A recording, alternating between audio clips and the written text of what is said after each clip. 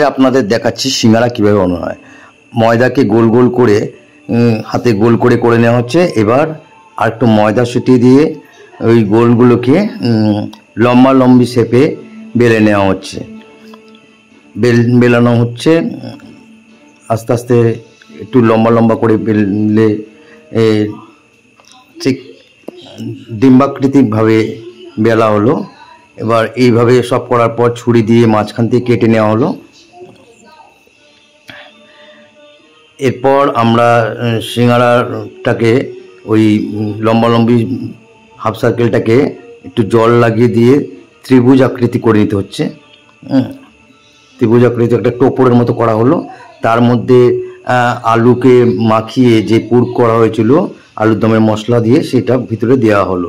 দেওয়ার পর একটু আবার জল লাগিয়ে নেওয়া হলো, দিয়ে ত্রিভুজ আকৃতি করে ঠিক সিঙ্গারা শেপ করে নিয়ে আসা হলো, নিয়ে রাখা হলো।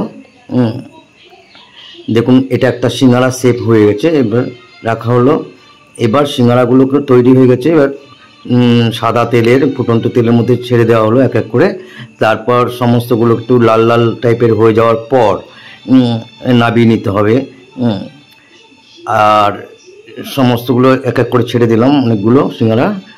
এবার নাবিয়ে নেওয়া হলো, তৈরি হয়ে গেলো সিঙ্গারা গরম গরম।